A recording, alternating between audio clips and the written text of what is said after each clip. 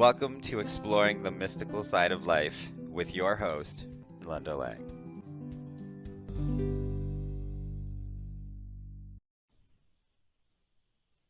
Hi, this is Linda Lang from ThoughtChange.com. Today I'm here with Carrigan, a medical intuitive healer and #1 best-selling author. We have a lot in common in that we both have a long history in alternative healing. We both use our intuitive skills, and we both work very holistically. Today we're talking about the soul, the various levels of the soul, how to listen to the message of the soul, and how we can bring healing to all of those levels. Welcome, Catherine. Thank you so much, Linda Lang, and thank you so much, everybody out there, for listening. So, Catherine, a medical intuitive, we've not had one on the show before, and it's always been a fascinating topic for me that some people are really gifted in seeing energy in a body or are able to pick up dis-ease or health conditions. Would you like to share a little bit about what a medical intuitive is? Yes. Well, first of all, I'm going to talk about what is a medical intuitive reading and why you could benefit from one. So I'm going to give you a big picture. So when I see a person, read what's called the 5 levels of you. The physical body, you know what that is, probably. Your energy system, which includes your chakras, your breath, and your acupuncture system. Then there's the emotional body, which is actually the largest part of you, your mind, which is very important, but you are a soul. Now let's talk about how these all interrelate. First of all, you are a soul. You're having a spiritual experience 110% of the time, 24/7. And so whatever is manifesting in your life is always happening on the soul level. Your soul controls your mind controls your emotions controls your energy, and your energy body controls your physical. Now, when you have dis-ease or illness, it's always beginning in the energy field. It begins in the spiritual body, in your thought processes, in your emotions, in your energy system, and then finally it comes in and crystallizes and manifests on the physical level. So when you want to heal, you have to push things out of your physical through your energy system, through the emotions, processing the emotions, through your mind, and then through your spiritual body. Now, I just published my 10th book, which is called Reading the Soul. And one of the things that I talked about in that book is that there are many systems of assessing what's going on. So for example, if you want to know what's going on with your physical body, you can go to a medical doctor. And I want to say I have great respect for the medical profession. My brother's a doctor, my dad's a doctor, my grandfather was a doctor, my great-grandfather was a doctor, my uncle was a doctor. So, you know, my work as a medical intuitive, it comes out of great respect for the medical profession. However, you have to take into account who you actually are, which is much more than your physical body. And most of my clients have seen at least 7 other practitioners. They've been to the medical doctor, the psychologist, the psychiatrist, the physical therapist, the shaman, the energy healer, and homeopath, naturopath, and so on. And they're not well because they're not putting it all together. So anytime you have disease or illness, it's happening all the time on all 5 levels. So I wrote my 10th book, Reading the Soul, to talk about what's actually happening on the soul level. And many times when we are going through a dark night of the soul, or when everything seems to be falling apart and you're like, oh no, what's going on? Why is this happening? It's really led by what's going on at the spiritual level. And sometimes you're having what I call a breakdown to break through. So things need to shift so that your soul can lead you to what you're supposed to be doing, where you're supposed to be doing, with the people you're supposed to be doing, so that you can follow your soul path and your soul purpose. So, Catherine, you said something really interesting in there. something I haven't heard expressed on this show before, that the soul controls the mind. Now, are you talking about the conscious thinking mind? Are you talking about the unconscious mind or the divine mind? What level of the mind? Or are you packaging that all together? Okay, all of the above. Now, let me talk about where I got this information because I didn't actually make that up. There's a gentleman, he's now deceased, Dr. David Hawkins, medical doctor. He was an enlightened person. Many of your audience may be familiar with his book, Power versus Force, okay? So the mind level, okay, and I believe that the mind is very important to work on because you definitely manifest what you hold in mind. And whether you're conscious of it or unconscious of it, you know, your view of life, what you believe about life, what you think about your life, and what you think about yourself are of paramount importance. So Dr. Hawkins, if you are familiar with his levels of consciousness, he said your mind is at the level of 400, your soul's at the level of 600, right? So it's just step down levels of consciousness, right? And your physical level, again, is the last part. It's the densest part. It's the part that we think of as real, but it's really just a manifestation of what's going on the soul level, on the mental level, on the emotional, energetic, and physical. And many healers work on one level. So if you go to an acupuncturist, they're working on the energy system. If you go to a Reiki master, and I'm a Reiki master healer teacher, okay, you're working on the energy system. When you go to a psychotherapist, you're working on your emotions and your mind. And as a master healer myself, I have tools to work on all 5 levels. So when I'm looking at disease, I'm looking at how is it manifesting on all 5 levels? And I think of myself very often like a little detective because a person may be working really hard on the physical level. So you may be exercising and juicing and taking your supplements, and yet there's something that you're completely missing on some of the other levels. And I wrote my book, Reading the Soul, because there's many systems, again, of assessing these other levels. But there's no system that I know about that really helps you understand the system of understanding what's going on the soul level. Again, when I do a soul reading, it's like, where are you in your 3 stages in your soul path? Unconscious, awakening, conscious. I talk about your karma clearing to-do list, right? So we live in a field of maximum karmic opportunity. You're giving opportunities every day, right? To clear up. You know, we can have soul wounds, right? You can have experience what I call a wounded spirit. And wounded spirit happens when you've experienced wounds that go past, they're even deeper than the emotional. They're even deeper than the mental. They go all the way to the level of your soul. So that's sort of a brief overview. Yeah. And so I would suspect that it's those soul level wounds that we carry forward life after life after life. Absolutely. Yes. And, you know, again, I would suspect that many of your audience members are very conscious people, right? And so you have an opportunity in this lifetime to clear some of that karma. And, you know, part of the first step is to understand what are some of the karmas you're here to clear.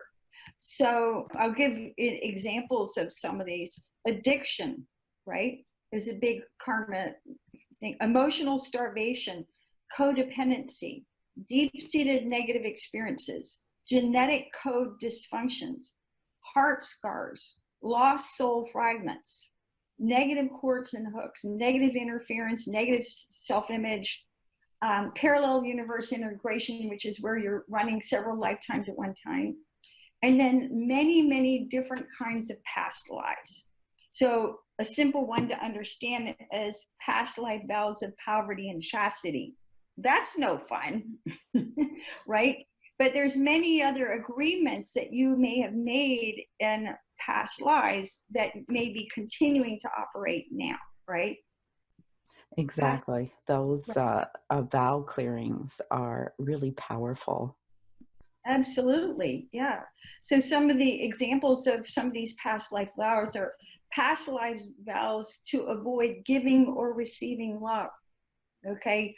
And, I've worked with relationship coaches. It's like, who don't understand why they can't have a relationship themselves. And they're working really hard on the mental level and the emotional level and being kind and considerate and calling in the one, but they haven't cleared up these past life vows. Past life vows to be a caretaker, where you promised in another lifetime to take care of others rather than allow yourself to be taken care of. Past life vows blocking your creativity, right? So past life vows of poverty and chastity, we talked about that. Past life vows of vengeance and revenge. Past life vows to enslave others or to be a slave. Past life vows to deny the presence of God within you. So denying your innate spirituality. Past life vows to prevent the personal use of healing energies, all right? So you may, have some soul agreement where you're blocking yourself from actually being healed or from being able to contribute healing for others. Past life vows to deny personal responsibility. Past life vows of sacrifice, suffering. So many souls have taken on agreement to take on the suffering of the world, right? That's a hard one. And I think it's probably really important to let people know that the idea of a vow, it doesn't have to be something formal. It could be just a really simple, determined statement to yourself. I'm never going to do this again, or something like that. It's just like all of your energy and commitment go into that intention that you place, and it carries it out as a vow. Absolutely. So a simple one is, let's say you went through a breakup and it's like, I'm never going through this again. I'm never letting anyone, break my heart again. I'm never letting and you just completely shut down, right? Yeah. Yep. And when people experience heart disease, yeah, you may need to exercise better. You need to stop eating junk food. But, what are the heart scars, right? They're real things. Yeah, they're real things. And you can energetically carry quite a bit of baggage around the heart that, to me, what I've seen in the work I do is that, emotion actually has weight to it. The negative beliefs and negative thoughts has weight that bogs your whole system down. That's what I call your pain body, right? And many people do not know how to live outside their pain body. They're living their pain body and manifesting their pain body every day. And, we all have a pain body. It's part of our human experience to go through challenges, right? But you don't want to live in your pain body. You want to live in your light body. And part of that is recognizing who you are as a soul. And even in my book, Reading the Soul, I talk about what kind of soul medicine works for you. So, this could be being in sunlight, hugs, being around people who really love you, playing with little children, being with animals, right? Tending a garden. And there's many things that are extremely powerful that you wouldn't even think of as being healing. However, when you engage in those activities, what actually happens is you raise your vibration. And all illness is slowed down energy, right? Right. And whether it's a physical illness like a cold, if you've ever been in a nursing home, you understand what I mean by slow down energy. Or if you've been depressed, right? That's slow down energy. And healing happens when you lift your vibration, literally. So the easiest way is to consciously and every day do something that shifts your focus from away from something that causes you pain or grief or heaviness, and brings more optimism, more light, more joy. I always say to my clients, does it bring you life or does it take life away? That's how I kind of ask that question, because there's a real shift in quality of energy, and people usually get that. Or does it bring me joy or take joy away? Is another way you could say that. Right. What can I do today to feed my soul? Right. And that may, for some person, that may be like driving a sports car or going up into the mountains or traveling and seeing the world, right? Part of the way that we actually get that information is by learning to listen to the soul. And one of my books, Unlimited Intuition Now, I talk about the 4 primary psychic gifts. And you may not think of yourself as psychic. However, because you are a soul, your soul is always trying to communicate to you. And it's really important, in my view, for you to understand how you receive information from your soul. Because if you don't, you spend a tremendous amount of time second guessing yourself and literally caught in your ego mind, right? And when you're caught in your ego, then your shadow is running your life. And your shadow self is full of limitations, right? You think you're not good enough, you don't have enough, you're not enough. It's a very limited, miserable place to be. But when you listen to your soul, then you're naturally guided to all that is for your highest good. I love that you are teaching listening. That's something I teach too. And on my website, I actually have a free book I give away called Learning to Listen that gives you 8 steps. And it's not hard to do. You just need the space. You need to give yourself, those few moments. It doesn't have to take a lot of time, but you need to just kind of be able to tune in and learn how to listen. And it'll come because it's been talking to you all through your life, and then it gets louder and louder and becomes pain, right? Well, I always say that God only has to hit you over the head when you're not paying attention. And by taking time to listen to your own soul, and again, listening is just one way that we receive information. There's claircognizance, which is my gift, which is just psychic knowing. There's clairvoyance, where you receive information through images. There's clairsentience, which is psychic feeling. And clairsentience, literally feeling the energy, feeling the vibe, that's the most common gift, right? And, there's no words attached to that, but you have to, pay attention. What's the energy around me? What am I sensing? And I think that's something that we can all do because we all have a body, and our physiology produces body sensations. They can be fleeting though, so you do have to pay attention. Right. Well, the people who are high in clairsentience tend to have specific health problems, because the center of psychic feeling is your solar plexus, which has to do with your digestion. And so many of the feelers have digestive problems that they can't heal, like they don't have parasites or bad bacteria, but they haven't learned how to manage that, right? Yeah, that is the journey. That Right. is the journey for sure. And learning how not to pick up other people's emotions and have other people's energy impact you negatively. Well, all the psychic gifts have upsides and downsides, okay? And when you're high in clairsentience, part of what you have to do is really spend time discerning, how do I feel, right? So is it my depression? Is it my anxiety? Is it my worry? Or did I pick something else? People who are high in clairaudience receive thoughts, okay? But it's a very fast gift, but you have to be able to discern what's actually my soul guidance and what's my ego mind, right? Once you do kind of figure it out, it's actually pretty easy because there's a really different quality to the thought And that thought just kind of pops in without any, pre-thought. It's great fun and something that brings me a lot of joy.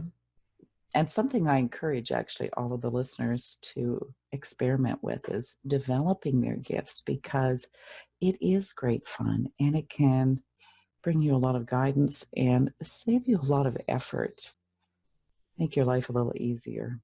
Right. Well, I think especially everyone who does healing work, you have to understand that you're getting help from the other side.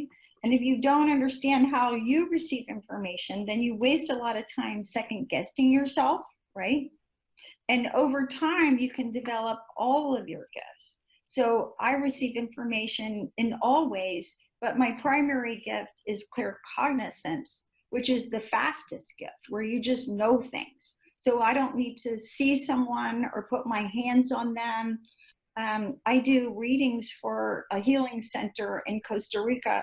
And before anyone arrives there for a healing retreat, they fill out a form.